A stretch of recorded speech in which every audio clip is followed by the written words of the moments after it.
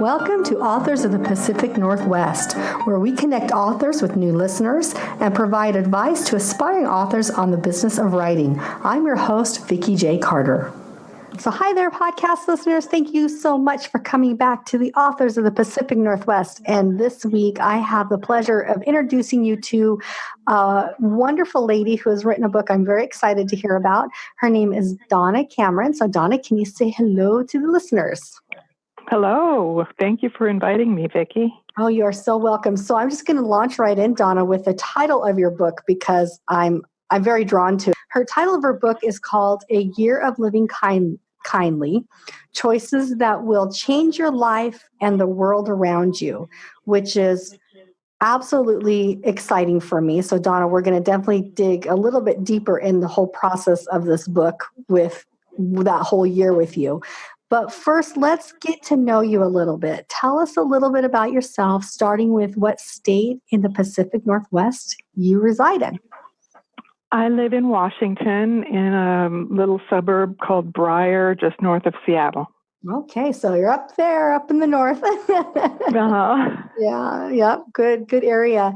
And so, Donna, doing some research, I noticed that you had talked about your career prior to the book, which I love. I'm very fascinated with your background. So share with us what your background is before we dive into the actual book itself.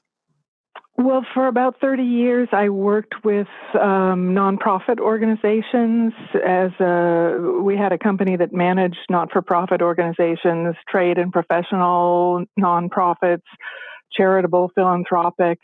And so that really was where I got to see kindness in action on a daily basis. We worked with boards and volunteers and people who were involved in organizations because of their love for the cause or for the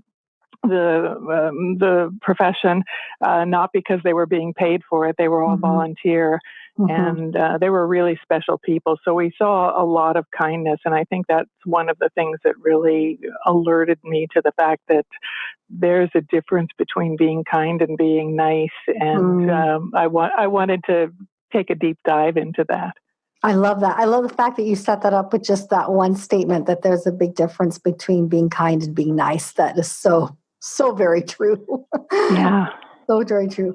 Wonderful. And so I'm sure that even working with the volunteers in that environment was even contagious a little bit, because when you work around individuals that have a passion for something and they're not getting paid for it, it can be contagious a little bit. It's true. Yeah. Very true. Yeah. So the year, so I'm curious because a year's a long time. It's 12 months, 365 days. So, I mean, I'm sure that everybody can find times in their life for kindness, right? But a whole year living mindfully about that, kind of walk me through that process. Did you made a conscious effort, and then were you journaling, and were you looking for opportunities? How did that go? How did you start the format of it, a whole year of it? Well, I have always, for the last probably 15 years, I've really wanted to focus on kindness. And I always sort of set an intention of, really being kinder. It's not that I was unkind, but I think I settled for nice a lot. Yes. And then I would just let that intention fall by the wayside when I got really busy at work or lots of stresses. I would just sort of let it fall away.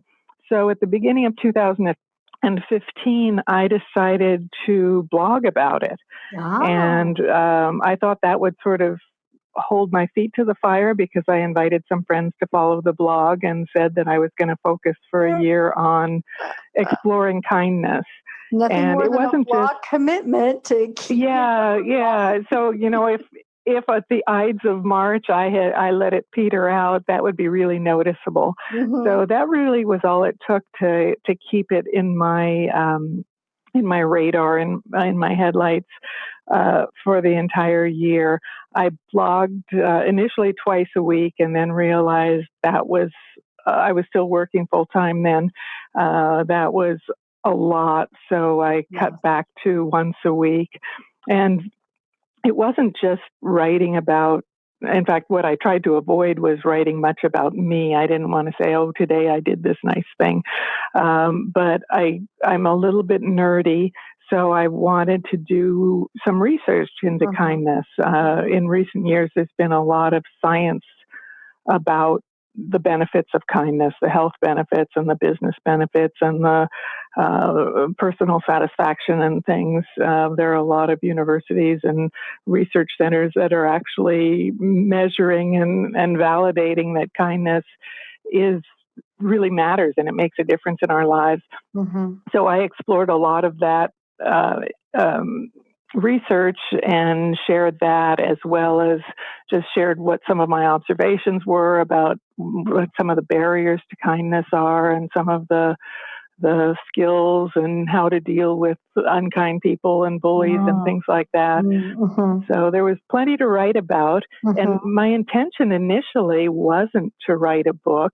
I had written another book earlier, and so I'm no stranger to writing, and I've always been a writer, but my initial intention was really just to focus on kindness and see what it felt like.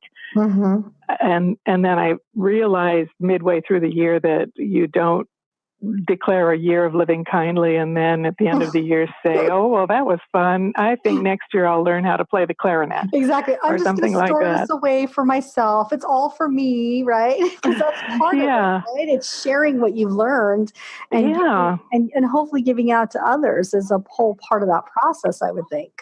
I really did want to share it. And by then my blog following had grown a lot, and people at the end of the year said, please keep writing the blog, which I still am, and several suggested a book. So that's sort of how it happened. And then it became really a lifelong commitment, not 1 year and move on to something else.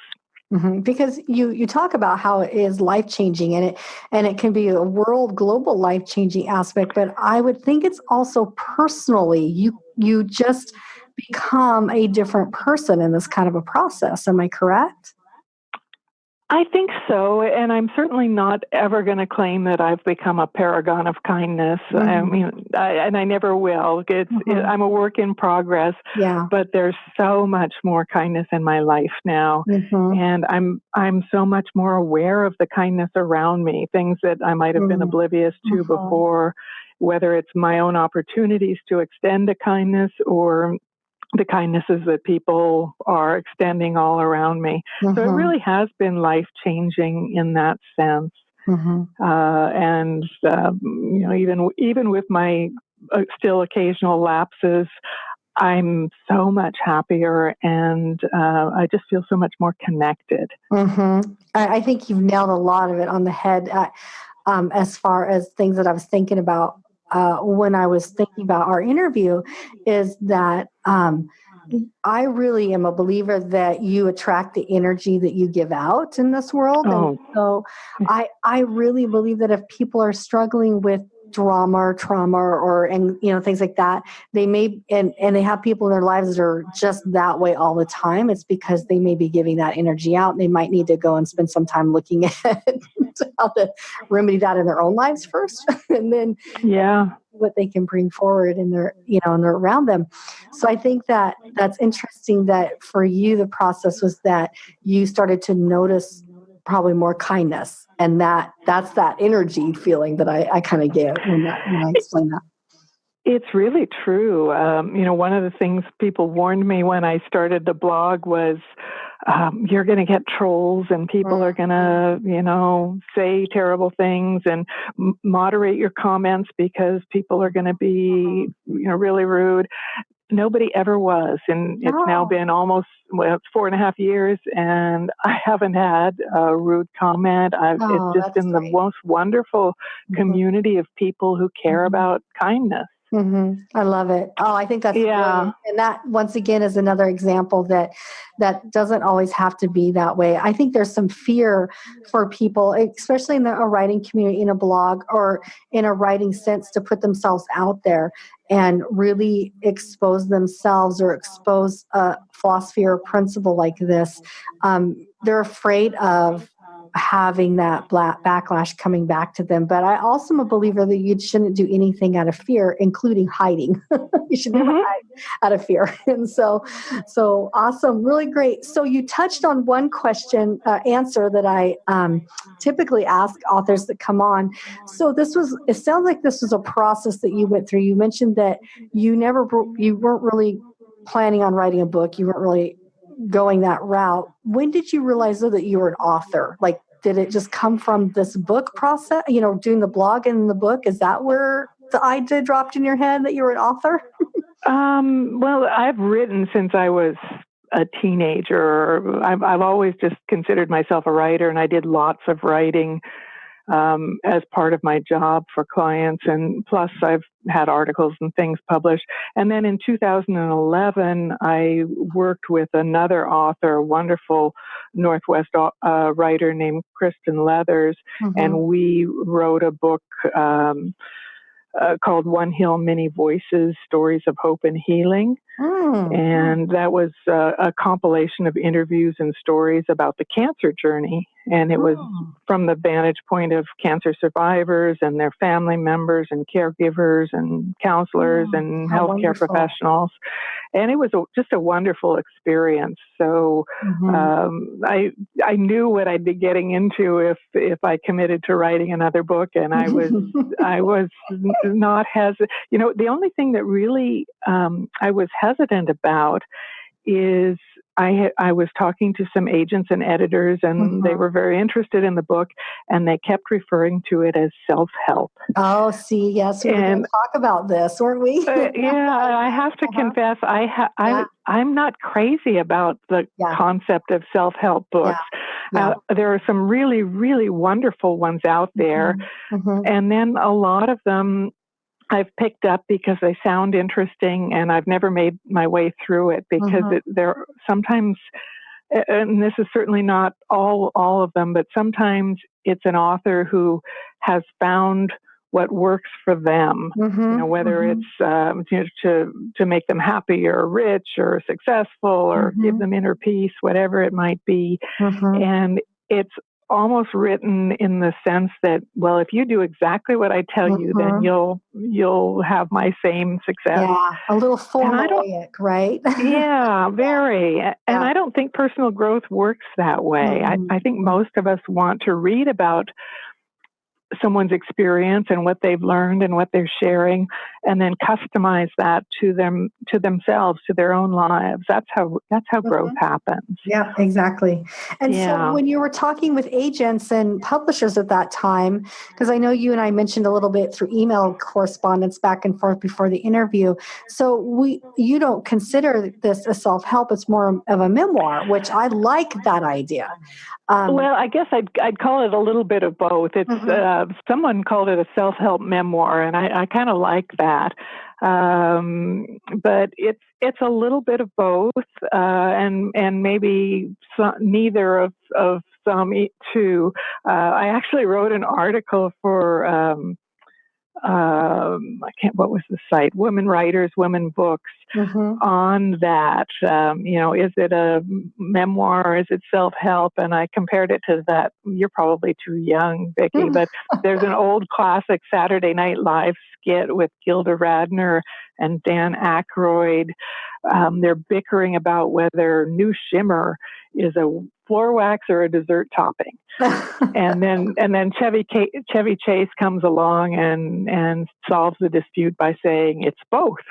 And so that's sort of how I feel about whether this book is self-help or memoir. Yeah, it's both.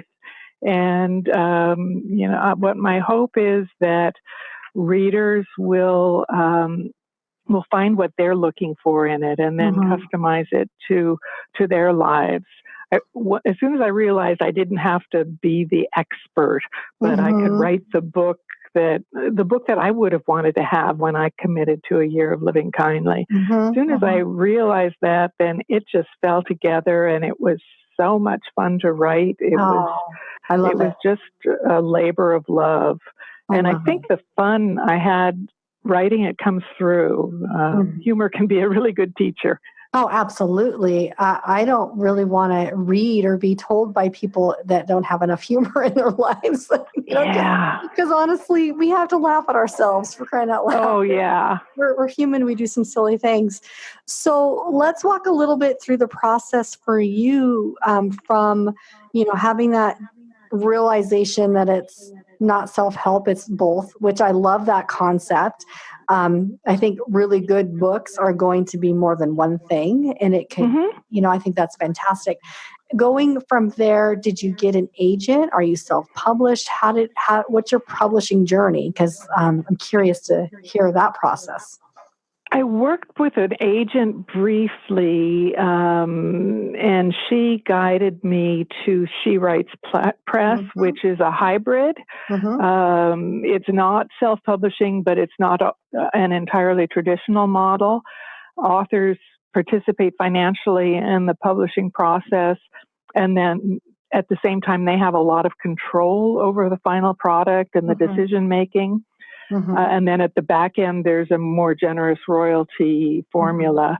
So for me, it was really the best of both worlds. It gave me the balance of maintaining control and also getting the guidance and expertise that I needed, because there was a whole lot I didn't know about publishing. And She Writes Press is such a wonderful company. In fact, they were just named the Indie Publisher of the Year. I saw that because I've been keeping my eye on them. So we had a couple of other She Write authors on, and at first I didn't know anything about them, and then they introduced me to it, and I've been keeping my eye on it because I'm like, oh my goodness, I don't know what I want to do when I get done with this book, but I know it's probably not going to be traditional, but I know I need support. So I've been keeping my eye on She Writes because I'm like, I hear such great things about them. I'm just really happy I went with them. And there was a bonus that I didn't anticipate that turns out to be one of the best things of all, and that's the community of authors. She Writes really has helped build community. So we have our own Facebook page, and we share advice and expertise. And if a She Writes author comes to town, other local authors will show up for her and be supportive. I just can't imagine, now that I've had this experience, having done it without that supportive community. It would have been a whole lot lonelier and a lot less fun. Well, and I've interviewed authors across the Northwest that have had every imaginable experience, from traditional publishing. Some have been with the big publishing companies. They have PR, they have agents, all the way down to, the author that has written one book and just one book out and has gone completely self-publishing and has very little support. So I think that's why this podcast was really all about me. I tell people all the time it's about me because I wanted to hear all the experiences so I could find out what I wanted to do. It's the research part of it. But I like the idea of a hybrid process. I feel like there's a lot of support. And then do they support you in the selling of the book and the marketing of it? Because that's always the big tricky thing for authors, I think. Well, the distribution they are really professional in, and it's the distribution matches traditional publishing. So it goes on Amazon, and it goes to Barnes and Noble, and it goes to all the places that the big five or the traditional publishers go to. In terms of actual publicity, no, and most publishers now don't do that unless you're a James Patterson or a J.K. Rowling or something. Exactly, our wish and dream, right? Yeah, but they encourage all of their authors to work with a publicist, and I did interview several publicists and then hire one that just was fabulous, a wonderful fit for me. Good. Yeah. Now that's a whole other experience too. A publicist, see, a lot of people don't realize how much work there is into getting yourself out there, and a publicist, the right fit for you, just like you said, Donna. Oh, yeah. Yeah. Work wonders, right? Oh, it's so true. And actually, I got sort of a cautionary warning before I hired a publicist. I was talking to another author who had published a book a year or so ahead of me, and she was saying how much she actually regretted everything because she was miserable. She said she was miserable in the months leading up to publication and right after because she couldn't relax. She was just so worried that she was missing something, and she stressed over everything. And she said she wished she had a do-over because she, during that about 8-month period of pre and post publication when everything's really busy, she was so stressed she didn't enjoy it. And as soon as I heard her say that, I decided right then and there that I wanted it to be a fun experience. So I would do what I could and not worry about all the things I couldn't. And that's actually the reason I chose to work with the publicity company that I went with, because during the informational interview, the company's president said to me, there are thousands of ways to publish your book, and it's impossible to do everything. So let's focus on the things you enjoy doing and maybe some of the things you haven't done that you think you might enjoy, and not try to make you do things that don't appeal to you. Bingo. Nice, that was exactly what I wanted, and that's exactly the experience I had. Well, I'm glad you shared that with us. That's so great. Yeah. yeah. Especially that advice. I'm sorry I cut you off there, Donna, but I've had a little bit of experience in the music industry with my husband, and then just a teeny bit with me at the very beginning of my podcast working in a similar situation. And it made me realize that you really have to have a super great fit, and they have to also listen to you. So it sounds like they're really focused in on helping you find the things that you enjoy to make it a great experience. What great advice from the other author they gave to you too, is to make sure. Yeah. Right? I'm sorry she had to go through that to give me such good advice, but thank you. Yeah, exactly. Because these are words that I'm going to be listening to in my back of my mind thinking, yeah, there's a reason why there's publicists out there. If you can find a really good one that fits you well, that it's a good partnership. Just like if you're looking for an agent, if that's the route you want to go, you have to find the one that is a good fit for you. You can't just... Yeah. Well, I think your use of the word partner is spot on. It really is a partnership. Yeah. Well, Donna, let's talk a little bit about the beautiful the cover art on your, I really love it. And you carry the theme very well on your website. And I have a huge love. So listeners, when you listen to the podcast, make sure you stop by Donna's website and take a look. I have a huge love for leaves. Probably because we live in the Pacific Northwest and we have beautiful falls. But share with us the concept and how that process went through for you. Well, it was very interesting, and I have to confess, before this, I really didn't give book covers a lot of thought. I just sort of assumed that a book cover emerged out of some perfect mind meld between the author and the publisher's art department. But my experience was very different, and it turned out wonderful in the end. But one of the first things the publisher told me was, don't ever underestimate the importance of a book's cover. People really do judge a book by its cover. 100%. So after signing after signing the contract, the first thing they did was send me this really lengthy questionnaire with great questions that would provide the cover designer what she needed to make a cover that would convey the essence of the book and attract the sort of reader who would love it. And there were questions like, what was my intent in writing the book? Who do I think are the primary readers? What are the most important points I want to convey? How do I want it to touch readers' lives and a whole bunch of things like that. And so in my response, and it took hours to complete this questionnaire, I really tried to convey that kindness is a strength and it takes confidence and courage. And we're in the midst of an epidemic of incivility and we can turn it around with kindness. And kindness touches all people, and just went into all sorts of things like that, trying to convey kindness as a superpower. And so a few weeks later, I received a message from my publisher with 3 cover comps attached, and they were sure I was going to love them. So I couldn't wait to open this. And I clicked and opened it. I wish we were on a visual and I could share with you what I saw. They were pastel and flowery with pink ribbons and yellow daisies. And 2 of them showed a woman's very white hand holding flowers. One had a butterfly in it. In short, they were really feminine, very Caucasian, delicate, flowery. And they were really pretty. And I wrote back and said that they were lovely book covers, but they weren't for the book I had written.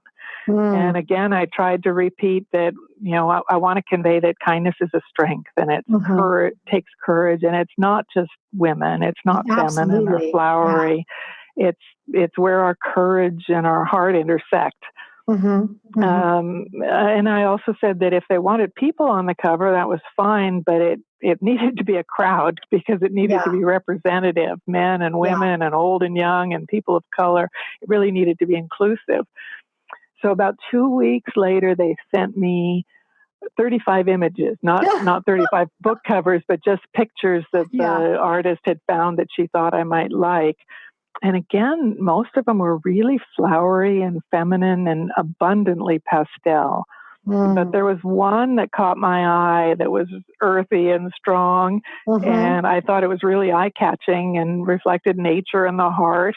But I wasn't sure. I wasn't quite ready to commit, because I wasn't sure it was perfect or if I just liked it because it wasn't like all the others. But so I asked them to create a comp with that image and also come up with a few more kind of like it. And so we went back and forth for a few more weeks with some more comps, and then we finally settled on one using that image that I had liked originally, and the one that is now on the book cover. And, as a result of going with a strong, not pastel or flowery cover, large numbers of men are buying the book. And women are telling me, women are telling me that when they're reading it, their husbands or boyfriends will say, "Oh, that looks interesting. Can I read it when you're done?" And that would never have happened if the cover had been, pink posies and ribbons and things like that. So it just has really opened my eyes to how important that cover is in attracting the audience you want. And I was just really grateful to my publisher for having the patience to work with me, because it took a little time. The cover artist certainly sure had her own impression of what kindness was. I'm like, no more books from her, please. Well, she finally was open to seeing it differently. And there was another bonus out of that, and that's at the end of 2018, my book cover was named the best nonfiction book cover of the year by American Book Fest. Oh, my goodness. Well, congratulations. And for the artist, too, because she gets to have that accolades as well. And you know what that comes down to, Donna? That comes down to the idea of a real strong partnership. And you spoke up for yourself. You didn't just go with the first thing that came, because you have a voice. And that's really powerful and inspiring. So wonderful. So, Donna, this book has actually had quite a bit of accolades. So, listeners, we're talking to an award-winning author here. So, Donna, share with us some of the other great awards that the book has received. Oh, gosh. Well, it has. I've been blessed by a number of awards that have just sort of blown me away. It won a gold Ippy from the independent publishers, and then it was a first place winner in the Eric Hoffer Awards, a winner in the Next Generation Indie Book Awards, and Kirkus named it a best book of 2018. So I'm just so grateful and so blessed by the attention it's gotten and some of the accolades. It's into its third printing now, which I'm just very proud and happy about. That's amazing. Yeah. And what I'm hoping is that this will bring some attention to kindness and people will start talking about it, because we're really going to need it in the year ahead. I agree. Yeah. Yeah, I agree. And I do feel like there are some of us that have been hungry for that discussion to come forward and be something we talk about. I noticed also that you do some speaking engagements. You'll do corporate engagements, and you'll go into corporate settings and talk about the culture of climate in industry and business. And I just want to tell you, thank you for doing that. I can imagine that there's not enough of that. I mean, working in just the environments that I've worked in, it's something that I just crave, that we can have those discussions. And so thank you. I think that's wonderful. Oh, yeah. And there's so much evidence now that kind businesses are more successful and more profitable and more productive. So I think it's catching on. A lot of people are taking kindness seriously. Yeah. Yeah. And so a little bit of story about me. So I'm going to reveal so my listeners know that occasionally I share little tidbits. So in one of the roles I was I was in leadership, I was being asked to, retrain and work with individuals, but I was being asked to do it in a way that I didn't feel represented our values, or it didn't represent me in a kind way of doing it. It was just very quick, get it trained, and if they can't fix it, then let's release them from their positions. And I was like, I can't do that. And it got down to the point of where it came down to me not willing to function that way or lose my job. And luckily for me, I had a voice, and I said, we have to do something different. I need to move to a different position if this is the way that we're going to operate. And I was able to move to a better place, that I'm in a much happier place where I can actually be kind every day to those I work with. Oh, good. But it's something that absolutely is powerful to me, because I don't believe that we can inspire change and help others grow if we don't do it with some patience and kindness and gentleness. And also, we have to have, foundations of timelines, but we don't need to make that the forefront when people are learning new skills or even new concepts of how to be to each other. So I think that your voice going into corporate America, or even into other aspects of industry, is very valuable. So I'm excited to see that you're doing that. And I hope you're incredibly busy.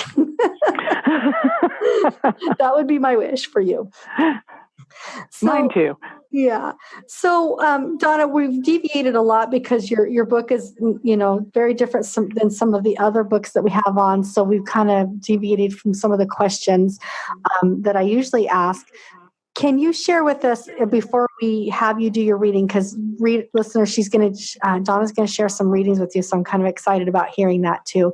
But there's two things I'm curious about. The first thing is, what is one thing that you would like listeners that don't know you yet? This is their first time hearing you and hearing about this book that you've written, and they're excited. What's one thing you would like them to know about you as a person? And it doesn't have to be around the whole concept of kindness. It can be something random.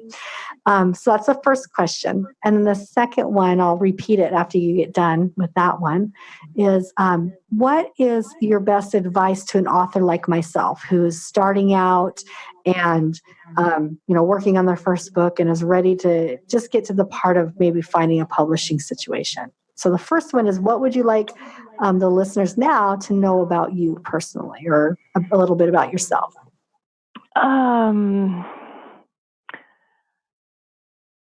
I love writing. Mm-hmm. I think that it's really a powerful thing, and it's fun. And I hope that my enjoyment of writing comes through in everything I write. with regard right now, because I'm so involved in this book, it's hard to separate my writing from kindness. And if I can accomplish anything, I want to dispel the notion that kindness is weak or insubstantial. Mm-hmm. I really want people to recognize the courage it takes to be kind, to stand up and be kind, maybe when everybody else stays seated, or to speak out when everybody else stays silent. I think we really need that now, when there are a lot of bullies and trolls and hurtful people who seem to be the loudest voices these days. So I hope people will claim their own kindness as a result of something they read or hear. And it's not because I've become a paragon of kindness. It's just because there's so much evidence out there of how life-changing and world-changing kindness can be. Awesome. I love that. And then the second, I gave you two big questions, right? Yeah. Out of the blue, right? The second question is, what advice would you give? You've been on this journey. You're going to the third printing. You wrote a book has received, with good and reason, some nice accolades. And so what would you say to somebody like me who's just starting out? Granted, I'm writing a historical fiction book. It's not on a scale, but what would your advice be to someone like me? Well, there are the truisms that we hear everywhere, and I won't really repeat those, but get something down, crappy first draft can be edited, a blank page can't. We all know those sorts of things to be true. I think the three things I would tell a writer are: make it fun, enjoy the process, be playful in your writing. Even if what you're writing is really serious stuff, I think you can find ways to make it fun for you. You can take your work seriously without taking yourself too seriously. So that would be one. Avoid comparisons. Don't compare your work or yourself to others. Not to make yourself feel bad or to make yourself feel superior. Write for you. Yeah. And if it helps you write for a real or imagined audience. But don't despair that you're not Margaret Atwood or Richard Russo or Joan Didion. The world already has those people. What it needs is your voice. So work on strengthening that voice. And then that brings me really to the third one, which is keep on learning. Go to writers' conferences, connect with other writers, join a critique group, take classes, read books about writing, and mine them all for your truth and your inspiration and your skill building. Yeah, and if what you're hearing doesn't resonate with you after you've thought about it for a while, then discard it. But at the same time, be open to hearing new things and looking at your work with different eyes. And then related to that, I'd say be generous with other writers, share what you've learned, be an encourager. Awesome. All four things that I'm taking into my heart today. So thank you, Donna. That was really for me, but all my listeners that are out there in the same place where I'm at, regardless of where your journey is a wonderful, wonderful advice. And the one that sticks to me the most is, make it fun. Don't make it so serious, because I tend to be a very serious, professional orientated person. And I got to remember, this is a journey I'm on, and it needs to be an exciting, fun journey. So. Yeah, it does. I think as soon as I started getting more playful with my writing got better. Awesome. I love it. Fantastic. Well, I'm going to set you up, Donna, for sharing with us your reading.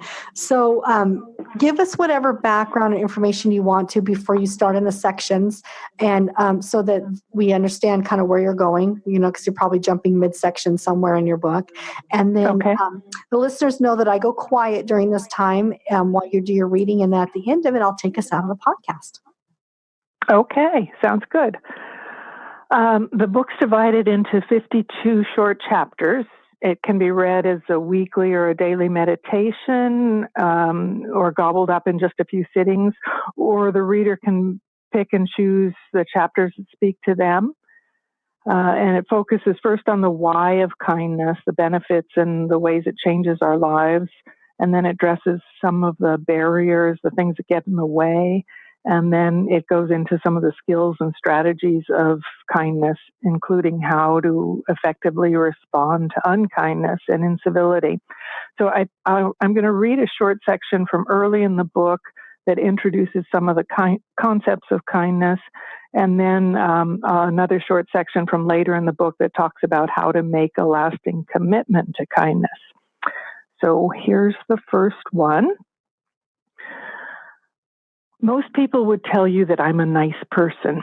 I was raised to be nice. Be nice was one of my mother's frequent mantras.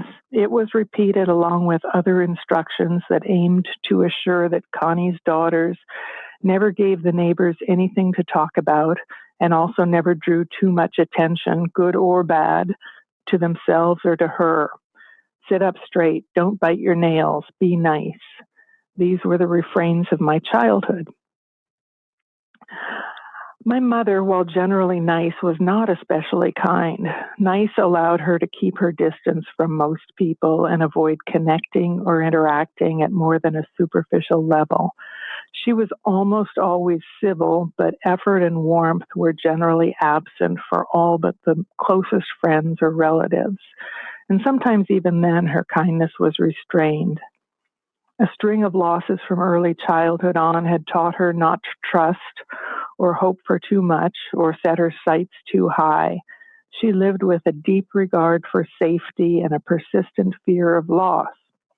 With my mother as my model, I learned to be cautious, reserved, and nice. Some years ago, I realized that wasn't enough. I wanted to be more than nice. I wanted to abandon lingering fears and set my sights high. I wanted to be kind. There's just something about kind people. By their actions or sometimes by their mere presence, they make us feel good. They give us hope for the world.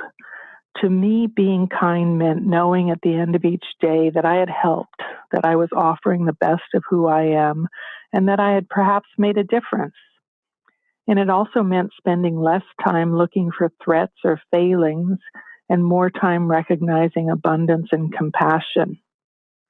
I saw that my life would matter if at its end people said of me, she was a kind person. I could think of no greater eulogy. So I aspired to be kind, and frequently I was.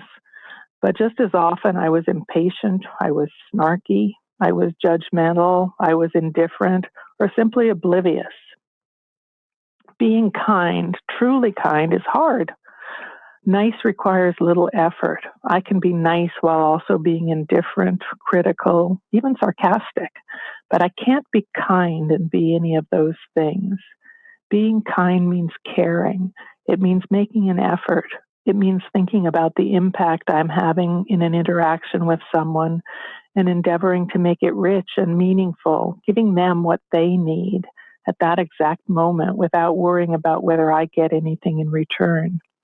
It means letting go of my judgments and accepting people as they are.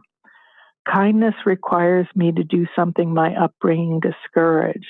It demands that I reach out and that I take a risk. Kind is asking how we can help, offering our hand, jumping in without being asked, and engaging in conversation that goes beyond the superficial. All of these actions have an element of risk. We might be rebuffed, ignored, or rejected. Years ago, I had the pleasure of knowing Dr. Dale Turner, author, speaker, theologian, an extraordinarily kind man. He always carried with him and handed out little green cards with two simple words printed on them: extend yourself. I've carried that little card in my wallet for nearly 3 decades. It seems to me that the phrase extend yourself captures the essence of kindness. It also highlights the difference between niceness and kindness. A life of kindness is not something that I live only when it suits me. I'm not a kind person if I'm kind only when it's easy or convenient. A life of kindness means being kind when it's neither convenient nor easy, In fact, sometimes it might be terribly hard and tremendously inconvenient. That's when it matters most. That's when the need is greatest and transformation dances at the edges of possibility. That's the time to take a deep breath and invite kindness to dance.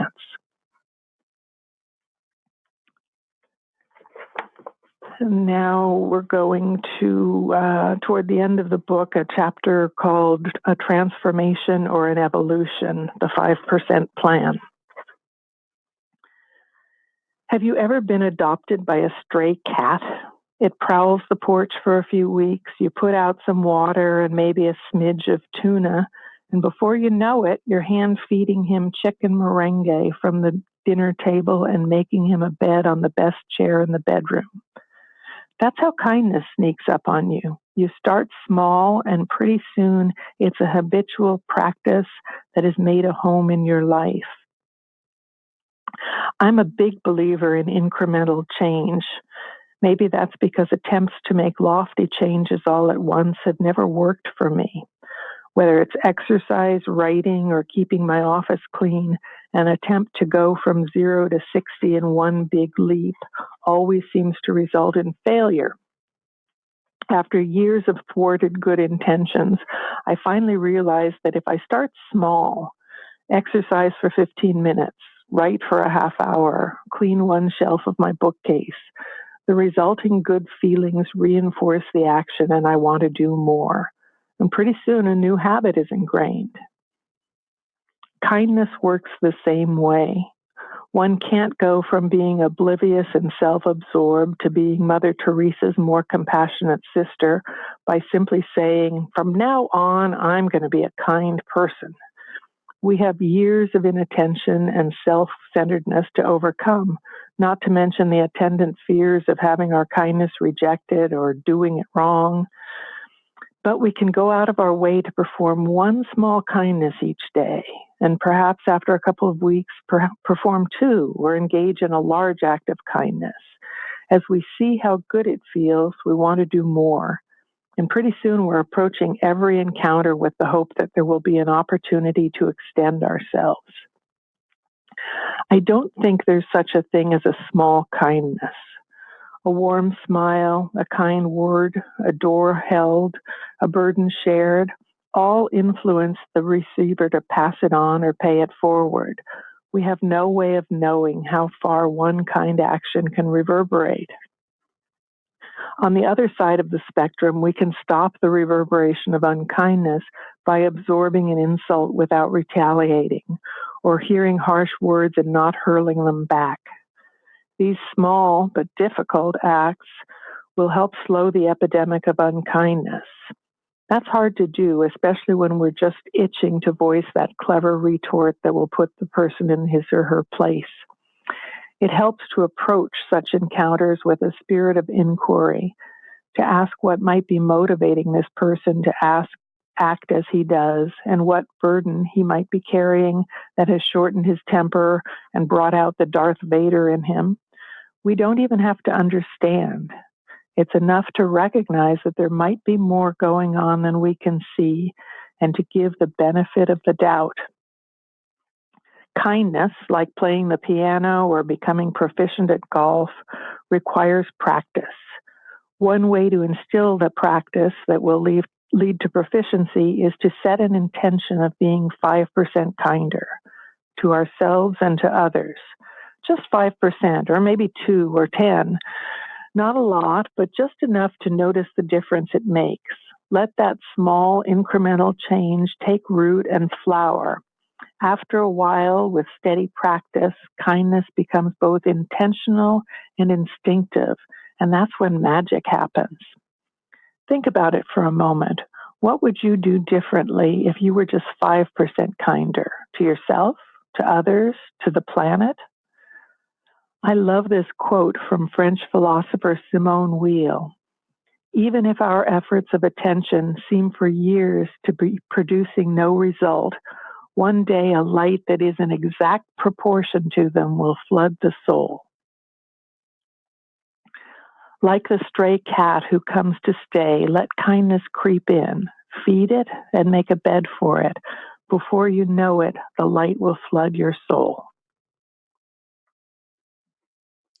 Bravo. I love it. Very, very, very good, Donna. Thank you so much for writing this work in this book and for sharing it. And I hope listeners that you were your interest was piqued. So if it was, get on the show notes, find Donna, get the book, let her know you heard her on the podcast.